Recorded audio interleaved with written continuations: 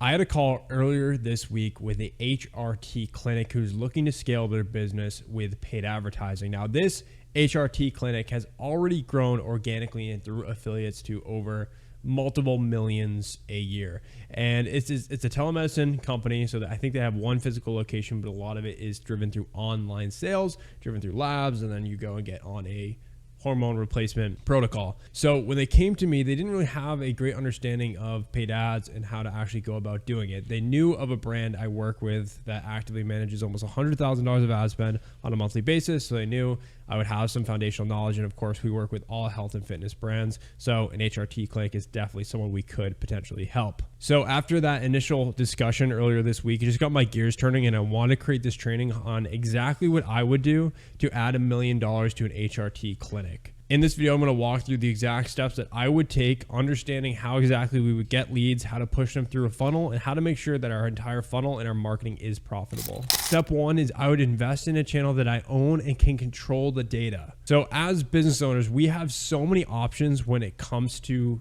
investing in marketing.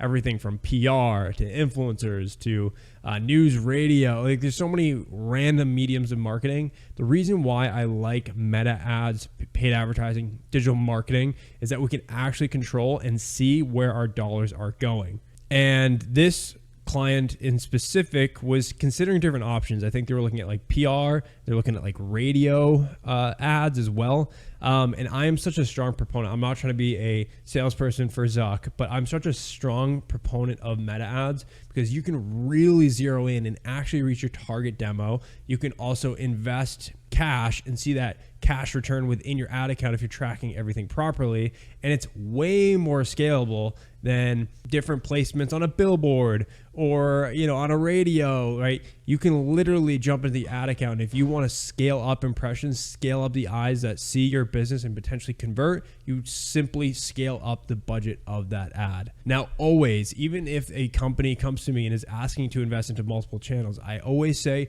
we start with one and we crack that and get some momentum there first, especially on a tight budget. So Meta is always the first channel that I go to.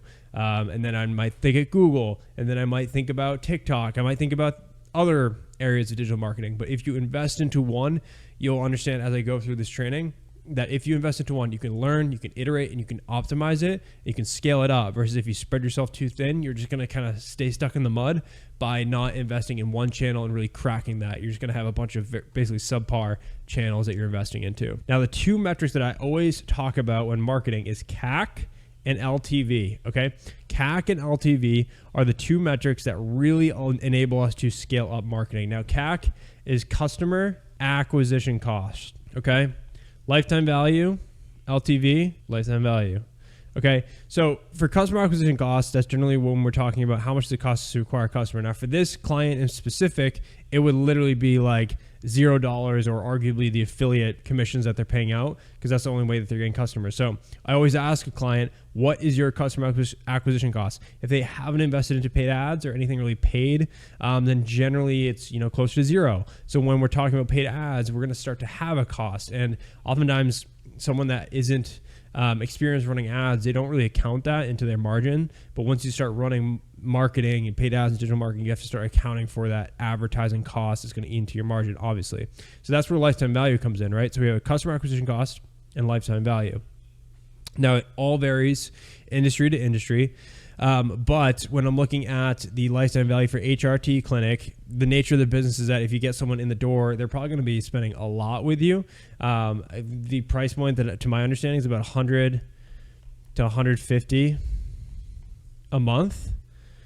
So, technically you do, if the average customer stays on your HRT protocols for like decades, the LTV can be extremely high. What I like to do in general for all businesses I work with, and I like to look at a 3 to 6 month LTV. So that puts us in, if we just say, let's call it $150 a month, that's $450 to, we'll double that and say $900, right? So the 3 to 6 month LTV, how much a customer pays us over a 3 to 6 month horizon, right? And with a HRT protocol, typically you're on a monthly subscription, it's auto charge, and the churn should be relatively low. That's another thing we'd have to obviously take into account to really figure out what the lifetime value is. But the lifetime value, let's say in this scenario, is $450, $900. So if you're watching this, you have an HRT clinic, that's something you can think about is how much is, how much does a customer pay over a 3 to 6 month window?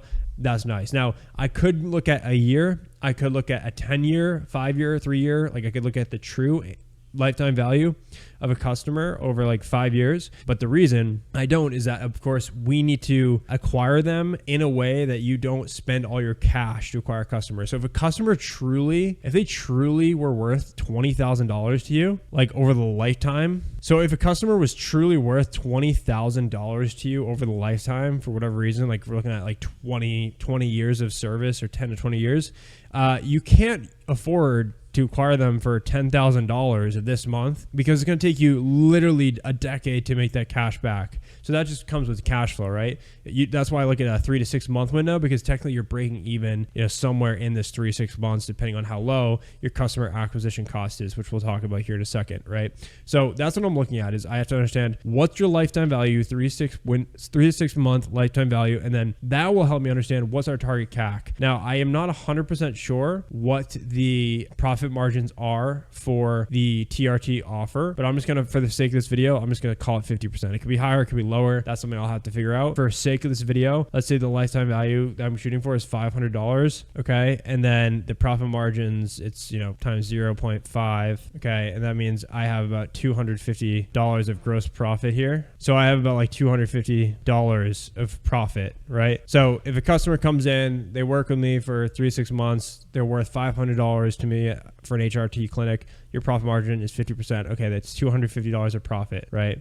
With your cost of goods sold, your service fees, whatever. That means our break-even CAC, my break-even customer acquisition cost is $250, okay? So now I understand what is my target CAC and what's our lifetime value. That will enable me to start testing on ads. So the third thing that we have to do is we have to now understand the sales process. So for the sales process, this was something I wasn't too aware of, is how exactly does someone become a lead, go through the whole process and actually become a customer. That's why I asked this client, I was like, what is the objective of your campaigns, right? Do you want me to get you more leads that you can contact? Is it something like a sales team has to dial up these leads? And the process is actually, you would do a front end lab. So you do a lab, the ad or whatever, you get someone to do the lab. They then get results. To get the results of the lab. Then you would have a consultation. And then from that consultation, you get a prescription, or you would sign up and become a paying customer here. So that's basically the sales process. So I need to get someone to take every single step of the sales process. I need them to go and do a lab.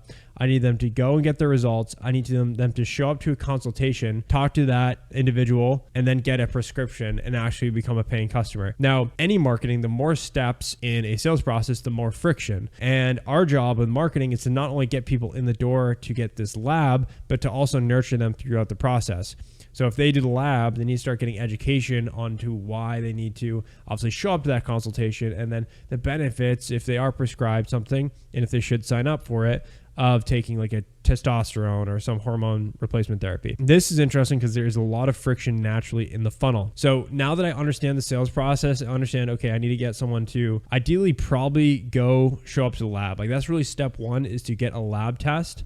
Now I could introduce another basically sales process 1, and then sales process 2 could be in theory something where we introduce a lead magnet before the lab. So if we had lead magnet and then we had lab, and then basically it just kind of goes through this whole process as what I just outlined, that would be another way. Now, what do I mean by lead magnet? It's basically, this would be like a free resource, like a free training for men over 35 as to how to improve their sex life, or how to improve their marriage, or X, Y, Z, these trainings on basically what and why they should think about maybe signing up for HRT. Okay. So you'd have a lead magnet as a free training. Now the benefit of this right here, this kind of goes into step number 4, is these are 2 potential funnels. So we have funnel 1 and funnel 2. Funnel 1, we will get them right to a lab, but we have to have a good offer on that lab to make it worth it. Now, naturally, from my understanding, the lab is a loss leader in and of itself. So with marketing, it's going to continue to be a loss leader. Again, we're not making money on the front end. We're making money because the lifetime value is so high when someone prescribes. So funnel 1, the actual cost of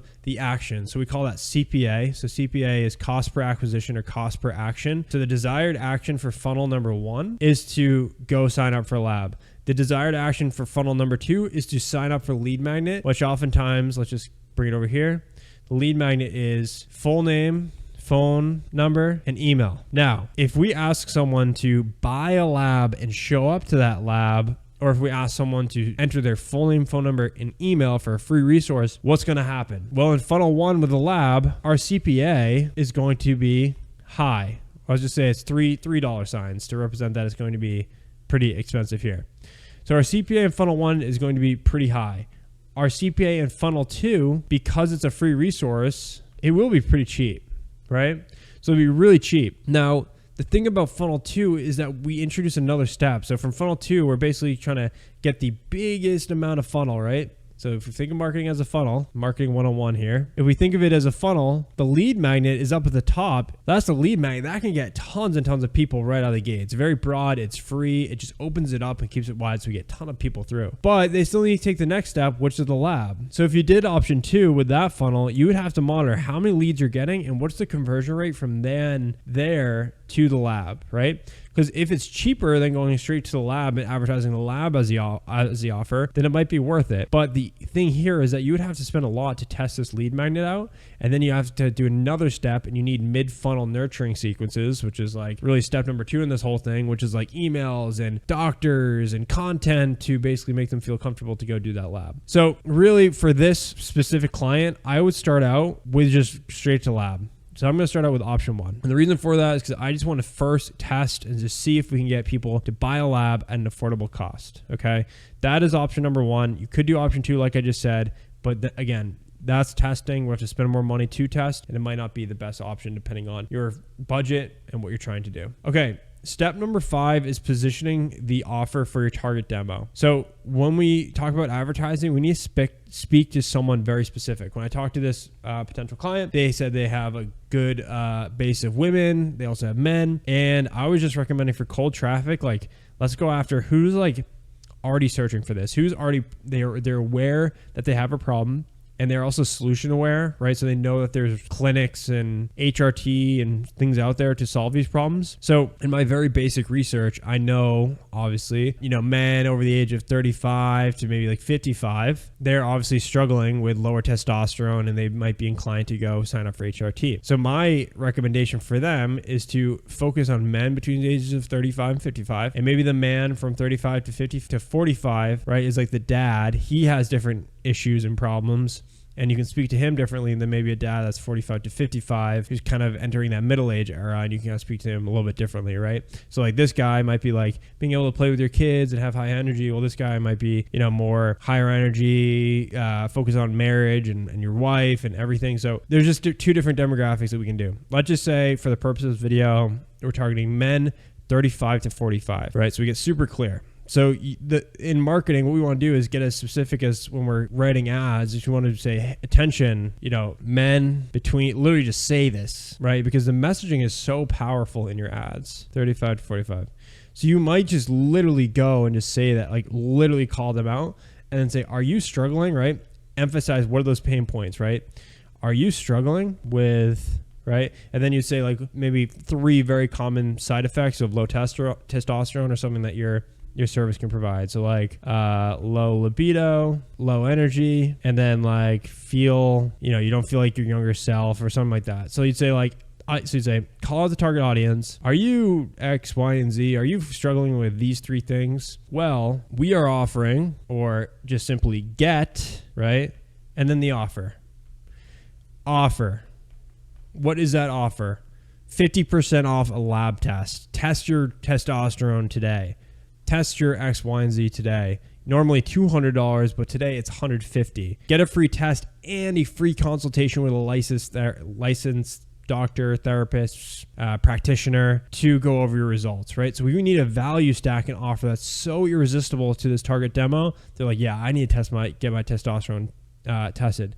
Very important here. When we are structuring an offer, what we're doing, an offer on the front end for ads, we're not selling your HRT protocol. We're not selling the whole like monthly service beyond the test. all we're selling here is the lab test, right? So we don't want to get ahead of ourselves. We don't want to talk about how amazing our HRT clinic is and how we have all solutions, whatever. We don't want to get ahead of ourselves yet. We'll get there. We just need to make it absolutely irresistible for them to show up and get their lab test. That is step number 1. Okay. And so I'm kind of getting ahead of myself. Step number 6, which is writing copy and ads. This is exactly it. And in terms of like the copy, right? Identify the target demo, isolate the issues that this demo is feeling, present them with a solution being the lab test or test, get your results now. And then when it comes to the actual creative, right? I recommend starting really simple. So graphic creatives, and I did some research as to like what other clinics are doing. It's as simple as like strong headline, kind of like what I said, attention men or feeling low energy, calling them out, some sort of headline, few benefits here, and then CTA, and it's like a picture of like the syringe and like the products, literally like needle and like literally that's the product, or just like a test, right? So it's like just basic images of like these, they almost like stock images, but they call it out and then present it with a good offer here, right? So that would be the ad. So I would create a bunch of variations of this ad. So maybe like, I don't know, to start maybe 10 to 20 variations of ad creative. I would then get them in my ad account, right? And then I'd get 2 headlines and 2 body copies to start. Okay.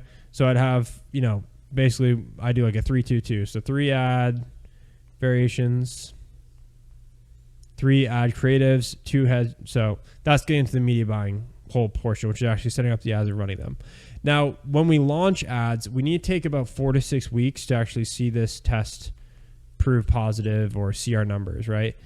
Because oftentimes if you're a clinic and you haven't spent on ads, you don't have any data or numbers to really, base our decisions off of. So we are using the first 4 to 6 weeks to actually get that data. Now, after that 4 to 6 weeks, what are we doing after that? We're killing losers, right? So by now we should know like, okay, these specific ad creatives or copy, they're just not working. So we're killing the creatives. We should have a few people trickle in by 100% by now. 4 to 6 weeks, you should have some people signing up for lab tests. So we're going to say cost per lab. Okay. So we kill the losers. We understand what our cost per lab is, and then we identify winners. Okay. Right. The winning ad and the ad creative and the copy, what's winning and what's losing. Okay. Now what we're going to be doing is I want to basically go back to the drawing board, develop more ads that are like the winners, right? And then I'm killing those. Those losers ads are not getting spent. And I'll be doing this throughout the whole 4 to 6 weeks, but this is what I'm doing throughout the 4 to 6 weeks. Let's say our cost per lab is $50. So we're acquiring a customer for $50, right? And let's just say we get $50 and let's just say 20% of them convert, right? So times 20%. So we're going to get, let's just do a random customer. Let's say you spend $10,000, right? Spend $10,000 and you got 200 customers, right? So you got 200 customers at $50 a customer. That would bring us to the $10,000 in spend, right? That's how I got it. So we got 200 purchases. 10,000 divided by 200 is 50. So it's $50 per purchase. And then 20%. So 20% of these 200 customers converted onto our HRT services. So 20% of 200 would bring us to 40. So we got 40 customers that converted to the HRT out of the 200, right? So 200 took the test, and then only a percentage actually took the HRT, actually signed up for a monthly, right? So what does that mean? That means our cost per acquisition is basically 1 every 5. So basically our cost here is $250, right? You just divide 10,000 by the 40 customers that actually converted onto our HRT, which in theory is right within our target, right? That's why I basically wanted to backwards engineer is how we'd actually get there. So basically we're saying in this sales process, it's costing us $50 to get them to go to lab. They get the results and then they get to the consultation. People drop off actually even beyond this is actually all the way over to the right, over to prescription. Only 20% make it there. So that's how we get $250 a prescription for that customer acquisition cost. Now that it's not that smooth, right? It takes a lot of testing, but that is how I would get to that offer and how those numbers actually calculate themselves. The second that I'm in a spot where I'm reliably acquiring customers at an affordable rate, I think this would be fantastic to acquire a customer at 250, because you have to remember, like, you're basically, if you're spending 250 to acquire a customer, that's like a 3-month break even. Like you're profitable beyond that because they're going to stick around for your treatments. You're going to see these stack. It's going to hurt right now for cash flow because you're going to start investing into ads. But if you acquire these customers, like these customers are going to stack and stack and stack. Lifetime value is so insane. So what we'd start to do is, let's say you spent $10,000 a month. Well, let's increase that by, like, let's say 20%. 20-30%, or scale 20% a week, and just keep pushing it and keep monitoring those numbers. And what we try to do is, if we scaled all the way up to 100,000 a month, which is not outside the realm of possibility here, if your operations can sustain it, then you just do the quick math. And obviously, you know, it's a lot harder to scale from 10,000 to 10x your ad spend. You're not immediately printing cash overnight. This might take a year to scale up, or 6 months to scale up to this point, because every time you scale, you're going to hit a new ceiling. You're going to hit some new bottlenecks, and you have to crack those and improve those, right? And that's where more complex marketing would come into place, where it's like, okay, how do we improve the conversion rate from lab to actually becoming a customer? And that's something that you would have to start testing. That might be content, emails, etc. So this just got my gears turning this week. I thought it was super interesting. If you have an HRT clinic, again, we work with health and fitness brands, mainly Shopify, fitness coaches, info products. But I thought the HRT space, the telemedicine space, is absolutely booming right now. There's definitely an opportunity here to scale with paid advertising and paid marketing. And obviously you have some restrictions when it comes to paid marketing for HRT clinics. So I think the test is a great way to obviously get around it. But yeah, as soon as you get these numbers and metrics in line, and you got this really dialed in, the marketing really dialed in, then you're just absolutely scaling aggressively. That is exactly how I would add $1 million to an HRT clinic in the next 6 to 12 months. And if you're interested in more about what we do, you can scroll down, you check out our website and apply to work with us. For us, we at TVG, we fuel fitness company growth. So we come in and we build out marketing systems that run those marketing systems to help brands and businesses scale. So if you're interested, leave that down. But if you just subscribe, I'm going to be posting more and more content on fitness, on marketing, on funnels.